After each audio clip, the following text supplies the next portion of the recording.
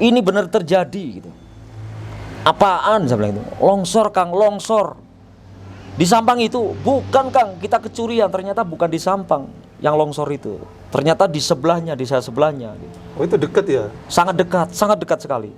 Itu kalau mau ke Sampang kan dia satu jalur yang menuju dari Kecamatan Batur menuju Banjarnegara kan itu jalan raya akses, emang akses menuju lewat Jemblung terus Sampang. Iya. Gitu ya? Itu akses jalan besar sebenarnya itu. Dari longsorannya kan. Karena desanya sekarang udah nggak ada, ketutup gitu. Yang benar saya bilang itu. Benar. Dengan waktu yang terbatasi itu ternyata kita menemukan ada 2 korban yang mana si korban ini kalau dilihat dari cara posisinya dia ini adalah seorang ibu dan anaknya.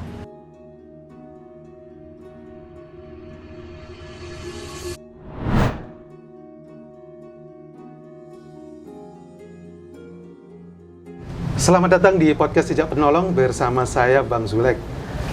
Berbicara masalah longsor, ada satu kejadian di Jemblung, Banjarnegara, di mana satu desa itu hampir saja hilang dari peta.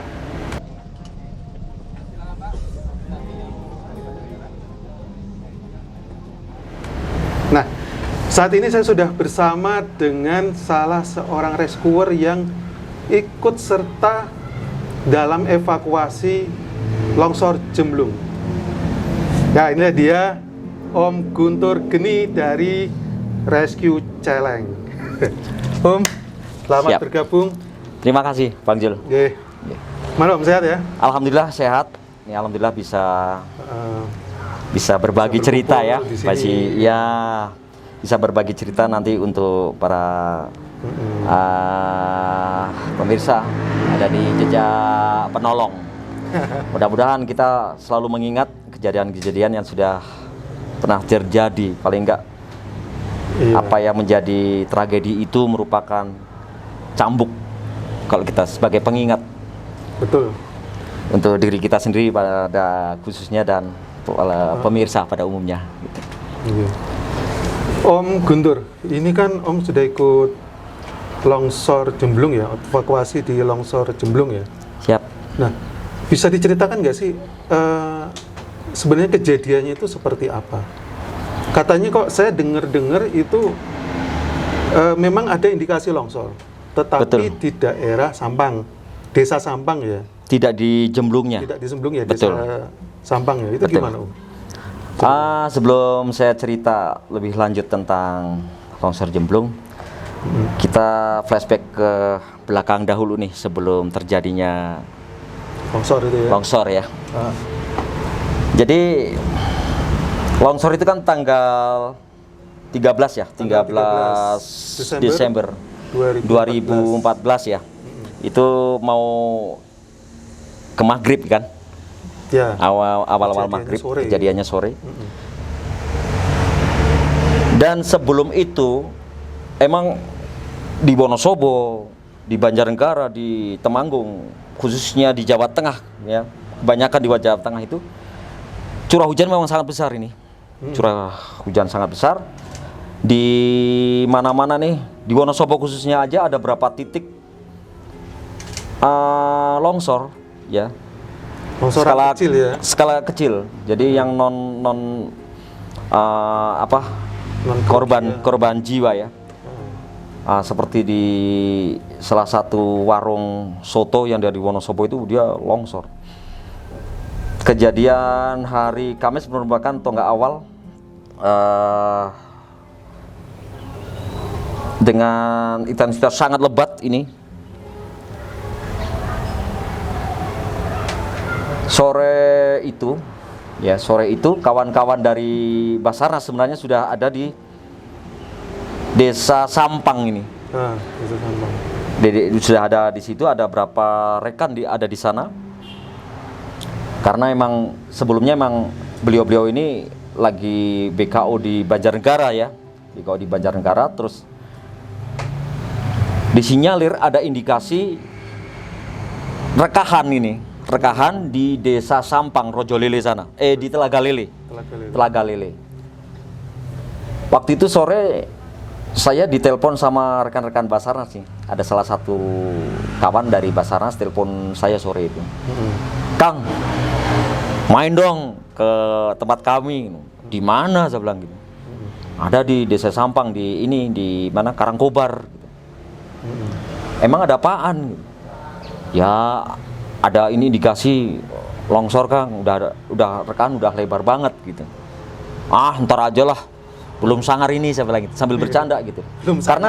Karena begini, saya nggak mungkin meninggalkan daerah saya di Wonosobo karena memang di Wonosobo sendiri pun itu memang lagi sangat-sangat banyak ini titik-titik longsor tadi itu saya bilang.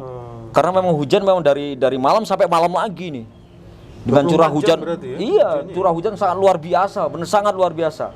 Termasuk yang daerah-daerah yang tidak banjir karena debit air karena curah hujan itu banyak pun sampai perumahan di daerah atas apa namanya Andong Sili pun sampai banjir tuh sampai ke jalan raya gitu. Padahal belum pernah banjir di sana. Belum pernah banjir gitu loh. Makanya waduh ini kalau aku nemenin kawan-kawan yang ada di mana Karangkobar sangat salah gitu. Sekelumit tentang itu. Ya nanti kalau ada apa waktu nanti main kesini dong gitu. Biar buat lucu-lucu, biar kita bisa terhibur gitu. Karena mereka sudah lama di sana ya. Sangat lama. Enggak sebelum di Sampangnya kan kawan-kawan dari Basarnas kan sudah ada di Banjarnegara dulu nih. Waktu itu di daerah sebelum yang arah mau kemana ke Banjarnegara yang via mana Karangkobar itu ada jalan yang benar-benar sudah longsor daerah sana karena memang daerah situ sangat rawan untuk potensi longsor. Baru hari Jumat pagi itu alhamdulillah di Wonosobo dikasih agak terang nih, agak terang. Jadi cuaca benar-benar cerah gitu. Setelah berapa hari kemarin benar-benar kena badai ya. Jumat masih tenang-tenang saja gitu. Saya merasa wah ini asik nih, alhamdulillah tidak ada hal-hal yang tidak kita inginkan gitu. Dan rutinitas saya khususnya dengan teman-teman yang masih seperti biasa akhirnya terus bisa bekerja kan. Bisa bekerja begitu sampai kejadian sore itu sebelum maghrib ngapain harus datang lagi situ sih karena ini benar terjadi gitu. Apaan saya bilang itu? Longsor Kang, longsor.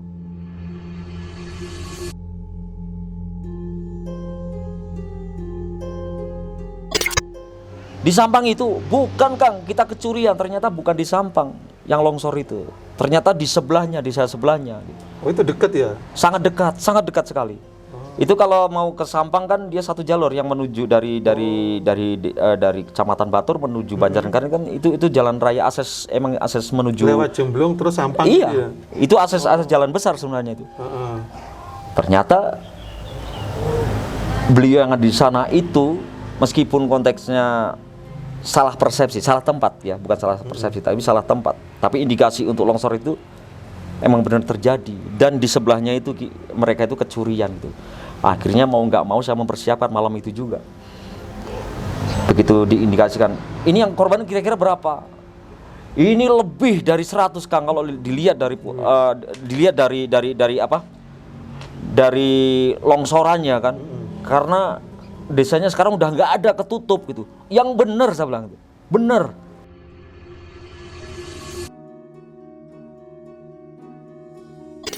Oke gitu. Saya ngobrolin kawan-kawan waktu itu. Gimana? Kita mau berangkat malam ini atau gimana? Aduh, berangkat malam ini juga percuma. Kawan-kawan bilang gitu. Karena SOP juga nggak mungkin kita sampai sana terus langsung bisa gerak kan, nggak mungkin. Terus gimana enaknya nih? Kita besok pagi sepagi mungkin kita berangkat. Oke, kita sambil ngumpulin peralatan, kita kumpulin kawan-kawan yang sekiranya sudah siap aja gitu untuk berangkat ke Jemblung. Terus lewat mana nih? Oh, udah lewat Banjar aja kan, dekatnya lewat Banjar. Sama aja, Banjar juga tertutup juga, sebenarnya aksesnya juga tertutup juga. Oh yaudah lewat Dieng, lewat Batur gitu. Oke, lewat Batur. Besoknya pagi kita baru berangkat ini Mas Jul. Bayangan saya sampai lokasi itu bayangan yang biasa persepsi kita kalau di lokasi bencana paling yang seperti itu. ya kan? Longsor ya seperti Longsor itu. seperti itu. Begitu sampai lokasi, saya kaget. Kagetnya pertama belum sampai lokasi nih. Kawan-kawan Basarnas sudah ada yang banyak sudah sampai lokasi. Potensi SAR lokal juga sudah banyak sampai lokasi.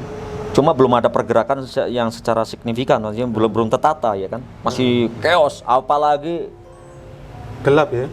lihat warga. Warga itu waduh, ribuan warga yang ada di sekitar lokasi tanah longsor Malam itu. Malam. Paginya saya sudah sampai lokasi. Malam saya belum berangkat ini. Saya begitu lihat ini, waduh ini kayak tontonan saya bilang. Wah ini harus segera dikondisikan ini. Mau nggak mau harus ada kerjasama dengan aparat tentunya kan. Ini bagaimana kalau besok masih tetap kayak begini, masyarakat pengen merangsek lebih dekat nama lokasi, bahaya lebih besar lagi kan. Terus siang itu saya sudah kumpul sama rekan-rekan Basarnas sih. Waktu itu kita ada di depo pengumpulan kayu, lok kayu gitu ya. Itu ada Bapak Kakansar, waktu itu masih Bapak Agus ya, Agus Haryono. Terus kasih opnya masih Mas Tri, Joko Tri itu ya. Nah, yang Lampung sekarang pindah di mana ya? Semarang lagi. Semarang lagi ya. Setelah Badung Semarang lagi. Kita sempat diskusi bla bla bla bla begitu, bagaimana untuk teknis pencarian untuk besok, karena dalam kondisi seperti ini mau nggak mau sudah harus memakai alat berat nih kan begitu. Iya. Cuma dalam konteks evakuasi emang kalau dilihat dari luasnya area memang sangat luar biasa, karena begitu sampai lokasi, saya di lokasi sampai baca medan, Mas. Ini lewatnya gimana? Terus nanti mau ke itu kan ada rumah satu itu yang masih utuh. Berarti emangnya kondisinya tuh seperti apa sih longsorannya itu? Kalau dilihat kondisinya itu longsoran separuh bukit yang ada di atas itu ada Telaga Lele itu benar-benar dia longsor sampai menutupi Bang Jul, sampai menutupi akses jalan raya ini benar. Itu kalau dilihat dari kecepatan longsornya itu sangat cepat sekali. Karena hempasan lumpur longsornya itu pun sampai di perbukitan ini ada perkebunan salak ya. Di atas ada perkebunan salak. Jadi lihat materialnya sebegitu banyak, waduh gila ini banyak banget. Jadi saya langsung bisa mengukur nih kalau dilihat dari longsorannya materialnya segitu banyak nih. Waduh, paling enggak kalau yang ada korban yang terkubur minimal itu paling enggak bisa 5 sampai 7 meter kedalamannya.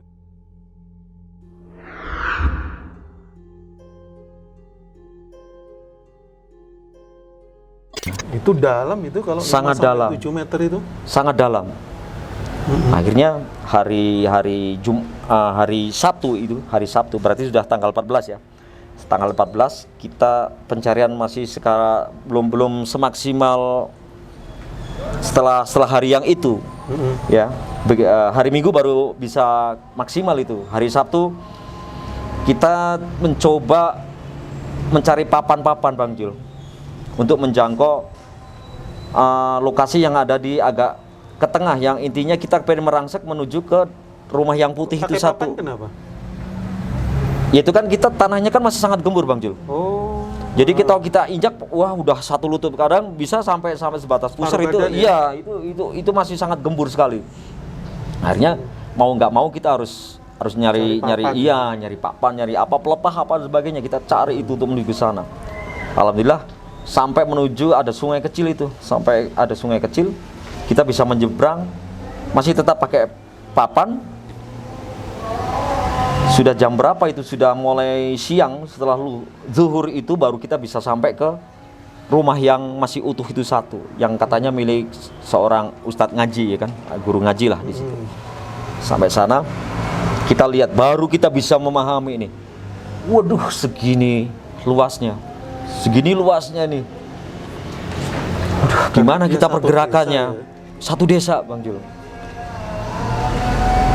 Kawan-kawan dari potensi SAR belum banyak yang datang. Otomatis kita masih sangat kekurangan ya kan, masih sangat kekurangan tenaga untuk proses evakuasi pencarian. Kita Kita masih berpikir terus bagaimana proses pencariannya, mulai dari mana kita masih benar-benar belum ada gambaran itu.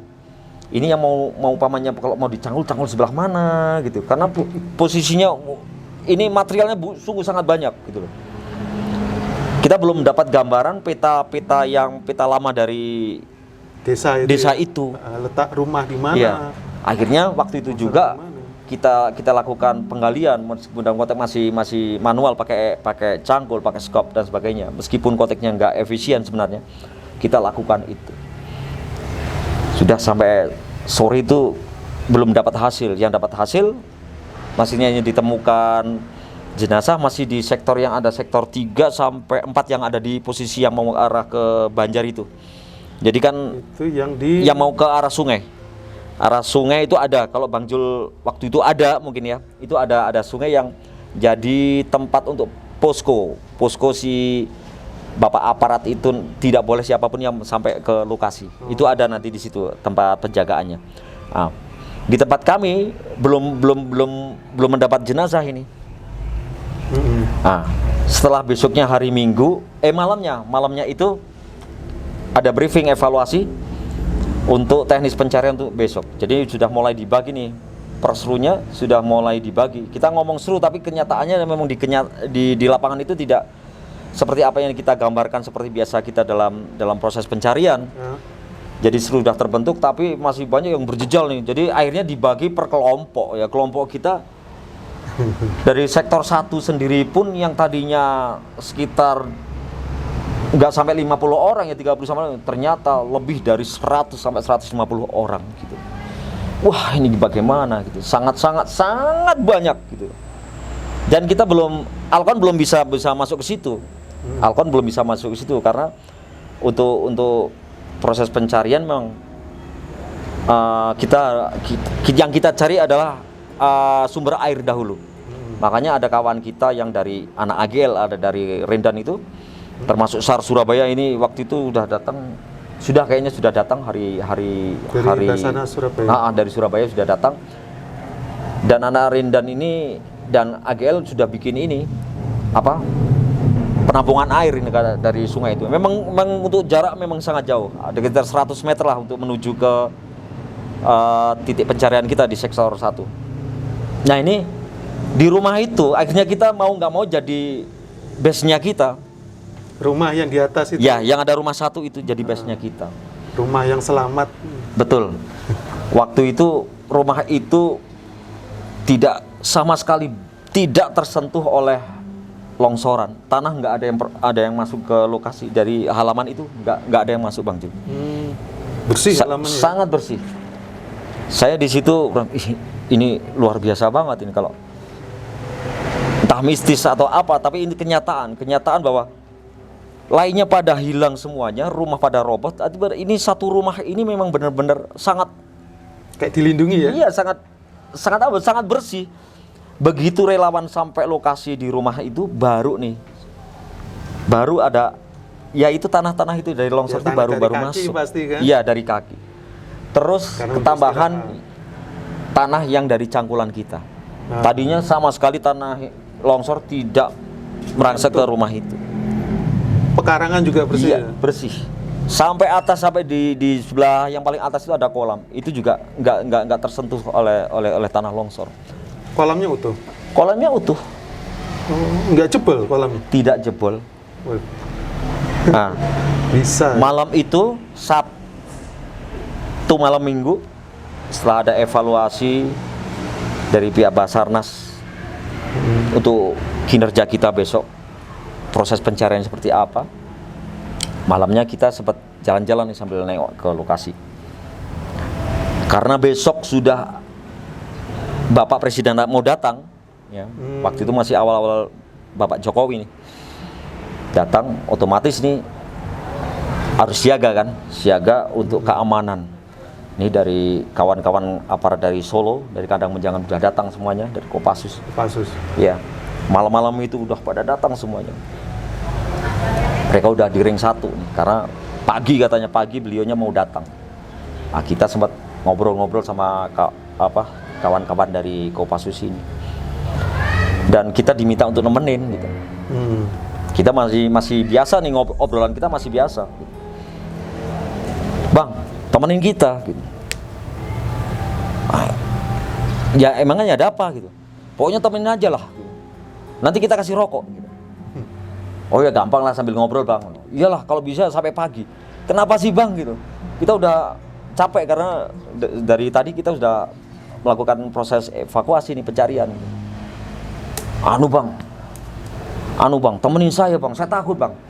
Oh tentara kok takut, saya bilang gitu. Tentara kok takut? Oh, tentara biasa bunuh-bunuh kan. Ini bukan masalah bunuh-bebunuh bang, ini masalah setan, dia bilang gitu. Loh, ada ngomong apa sih? Ini bang, di belakang saya ada yang merangkak dan sebagainya. Ah masa itu? Betul bang. Jadi dari awal itu aja aslinya kita mau tertawa, tapi kenyataan emang seperti itu. Jadi nuansa di lokasi itu setelah pasca longsor itu. Hari apa itu? Hari Sabtu, baru sehari kok itu. Baru sehari setelah longsor hari Jumat itu. Kita malamnya kan sempat jalan sampai mau ke lokasi ini longsoran. Nah, itu melihat auranya sangat beda, Bang Zul. Auranya sangat beda. Jadi horor sekali, sangat gelap. Dan mau nggak mau ya kita harus ke situ besok kan gitu. Malam itu kita memang pengen lihat seperti apa, karena aku sama teman-teman juga pengen punya tempat untuk istirahat yang tidak harus jauh dari lokasi, ya kan? Karena kita bawa peralatan dan sebagainya itu. Karena posko kita jauh sekali ini dari lokasi. Nah, setelah kejadian itu, besoknya Presiden datang. Kita tetap melakukan proses evakuasi nih. Dari sektor kita sudah mulai nih 1-2 korban yang sudah kita evakuasi, kita angkat. Emang sangat dalam, Bang Jul. Prediksi kita emang betul. Jadi itu masih pakai alat seadanya itu. Masih pakai alat seadanya. Dan Alkon baru sorenya itu sore lah, mau jam 2 jam 3 lah, udah mau berangkat sore baru Alkon bisa masuk ya. Bisa masuk untuk airnya. Evakuasi dengan alat sederhana kayak cangkul dan sebagainya itu kita lakukan sudah membuahkan hasil, alhamdulillah. Jadi paling enggak ada sedikit korban yang sudah mulai kita evakuasi. Gitu. Masih tetap kita lakukan siang, jam belum terlalu siang Presiden datang, beliau datang langsung ke lokasi tempat kita. Di situ pas proses kita evakuasi, kita sedang menggali ini indikasi satu jenazah yang terkubur di situ. Beliau sampai ngelihat kita evakuasi, sampai menangis beliau di lokasi tempat kita. Saya paham betul ya seperti apa perasaannya. Presiden dengan saya mungkin nggak beda jauh perasaannya. Ada emosi di situ, ada rasa sedih di situ, berkecamuk, ya. Tapi mau nggak mau kita punya tanggung jawab, Bang Jul. Kita pencarian harus segera diselesaikan secepatnya, kan begitu. Setelah Presiden pergi, ternyata yang pas Presiden di situ nunggu jenazah yang diperkirakan kita jenazah seorang bayi itu ternyata bukan. Kita salah persepsi waktu itu. Ternyata cuma bangkai ikan lele kan ternyata. Salah persepsi. Hampir sama, kulitnya hampir sama, aromanya hampir sama. Terus ternyata tidak jauh dari lokasi itu, sekitar ada 4-5 meter dari lokasi itu baru ternyata di situ. Jadi aroma yang nyaru itu kan sudah mulai hari Jumat, 1 minggu kan aromanya sudah mulai keluar, sudah mulai keluar. Ternyata tidak jauh dari lokasi di sektor kita itu 5 meter sebelah kiri itu kita temukan satu jenazah seorang bapak-bapak di situ. Masih dengan alat seadanya, Bang Jul. Nah, kendala kita memang cuaca, sekali lagi cuaca. Begitu sudah mau masuk zuhur sudah mulai mendung. Selalu setiap hari seperti itu. Ini sore jam 3, jam 4 sudah mulai mendung nih. Ternyata betul hujan. Akhirnya otomatis mau nggak mau berhenti ya? Ditarik kan. Karena SOP-nya di Basarnas kan pasti ditarik, khawatir semuanya ada ditarik, ya. longsor susulan Betul. kan seperti itu. Karena dilihat dari apa, memang dari kondisi apa Struktur tanah tanah itu kan masih potensi untuk longsor susulan masih besar gitu. Akhirnya kita ditarik semuanya. Oke, kita tarik, malamnya masih ada evaluasi lagi itu prosesnya. Hari Senin kita sudah bisa memakai Alkon. Dan itu sangat efisien di sini. Ada 1 2 3 4 sekitar ada 6 Alkon lah, 6 Alkon kita sudah bisa. Alkon itu alat penyemprot. Alat untuk betul. Penyemprot air ya. Penyemprot air, ya. Waktu itu memang orang masih awam. Ya. Masih awam. Ini fungsinya buat tahu orang itu aja bayangnya ini diesel ini buat apa sih gitu. Iya. Nggak tahu sama sekali itu Alkon ini buat apa. Tapi begitu tahu fungsinya bahwa si Alkon ini nanti akan mempermudah, lebih efisien proses pencariannya, ya kan. Nah, akhirnya benar. Hari Senin tidak butuh lama kita menemukan lagi. Jam 9-an kita sudah bisa menemukan 1 2 sampai sekian mayat. Alhamdulillah itu ketarik semuanya. Banyak ya dari Senin. Sudah mulai, karena apa? Prosesnya kan lebih cepat Bang Jul, ya kan? Dengan bantuan semprotan air itu kita tidak perlu kesulitan memakai alat cangkul. Alat cangkul cuma sekedar caranya untuk menggiring si tanah ini aja. Hari Senin sudah mulai banyak kita temukan si mayat. Ya, alhamdulillah. Kendala kita terjadi lagi apa? Hujan lagi Bang Jul. Dan itu malah sebelum zuhur. Sebelum zuhur ini hujan sangat lebat sekali. Sangat lebat. Akhirnya kita ditarik kembali. Saya masih belum puas ini. Saya masih belum puas. Karena ada kemungkinan nanti kalau hujan reda bisa dibuka lagi.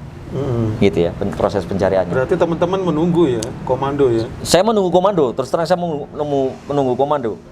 Saya nggak pernah mau kalau di situ langsung pulang ke posko, saya nggak pernah mau.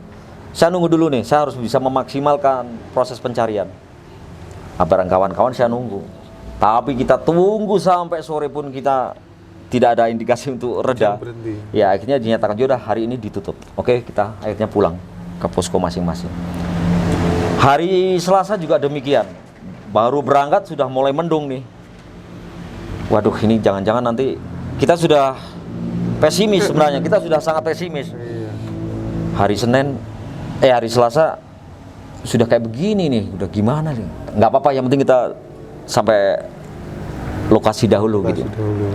Oke, kita berangkat sampai lokasi. Sudah mulai agak gerimis itu. Dari pihak Basarnas belum berani melepaskan kita untuk terjun ke lokasi. Kita ditahan sampai nunggu, semoga nanti bisa lebih bagus cuacanya. Oke. Sambil nunggu yang sudah nggak sabar sebenarnya. Tapi alhamdulillah Bang Jul, tidak butuh lama akhirnya bisa kebuka sebentar ini. Mendung tapi tidak gerimis ya. Akhirnya bisa kita lakukan proses pencarian lagi. Masih sama ya proses pencariannya, dan kita sudah bisa menemukan lagi untuk jenazah yang ada di sektor 1 kita ini. Dan ini proses pencarian kita sudah bisa mulai melebar Bang Jul. Sudah mulai melebar karena kecepatan dengan menggunakan Alkon itu yang sangat efisien. Akhirnya kita bisa terbuka semua sampai pondasi jalan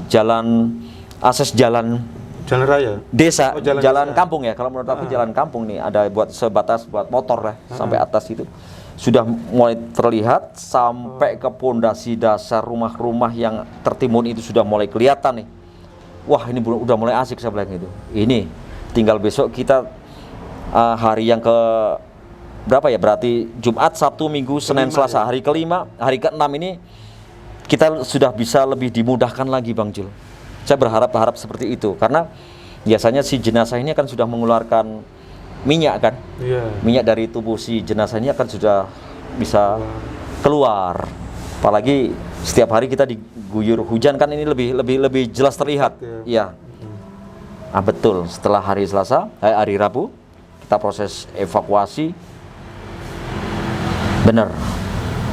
Baru jam 8 kita buka sudah kita menemukan. Kita runtut, jadi kita runtut setelah kita kan sudah punya peta, Bang Jul, sudah punya peta desa yang denah rumahnya pun, ya letak rumahnya di mana. Jadi kita lebih cermat lagi untuk mengindikasi si tanahnya ini larinya kemana dengan kecepatan berapa, dia akan kegeser berapa meter dari rumah dia gitu. Dari rumah kan gitu.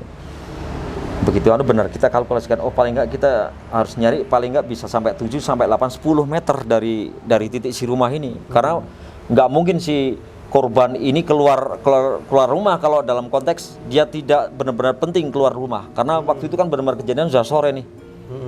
Otomatis si penduduk Jemblung waktu itu kan masih orang nggak mungkin keluar kan karena posisinya udah sore kan. Nah, kita memantapkan di situ, kita hajar aja terus pondasi. Kalau bisa jangan tertutup lagi. Kalau bisa dihajar sampai itu. Betul. Tidak butuh proses lama, akhirnya terkuak semuanya yang tertimbun. Jadi banyak si korban ini dia tertimbun karena tertimpa ini pondasi kayu, pondasi rumah ya. Udah mulai atap mungkin masih. Betul, atap dan kebanyakan ada juga yang rumah yang sudah dicor tiangnya. Ada yang tertimbun di situ. Alhamdulillah kita evakuasi dengan tentunya dengan peralatan dari pihak Basarnas yang mempunyai peralatan yang memadai. Nggak mungkin kita putusin kabel kawat-kawat yang baja besi seperti itu kan, ya betones dan sebagainya, nggak mungkin. Akhirnya mau nggak mau dari pihak Basarnas pun mengeluarkan peralatan untuk itu, dipotong gimana, termasuk apa ya, kalau menurut aku itu peralatan yang tadinya kita awam nih, kalau sekarang kan sudah ada nih di urban rescue, di VAR juga ada peralatan yang hidrolik dan sebagainya itu untuk pemotong itu kan, pemotong ya. besi gitu. Akhirnya semuanya bisa cepat kita lakukan untuk proses evakuasi. Udah kita sampai sore belum mendapatkan hasil lagi. Cuma nih dari sektor yang di bawah kita, sektor 3, 4, 5 sampai sekian sudah banyak karena dibantu dengan alat berat, Bang Jul. Oh, ekskavator ya. Betul.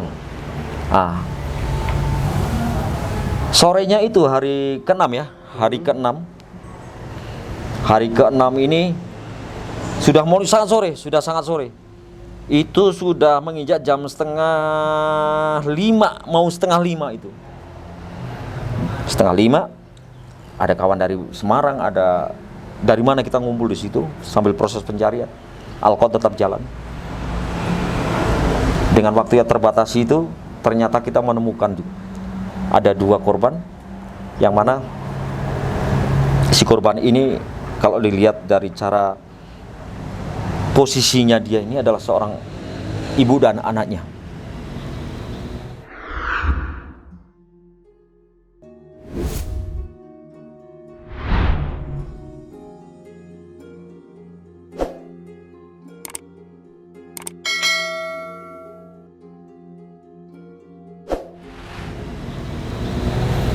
Mereka berpelukan,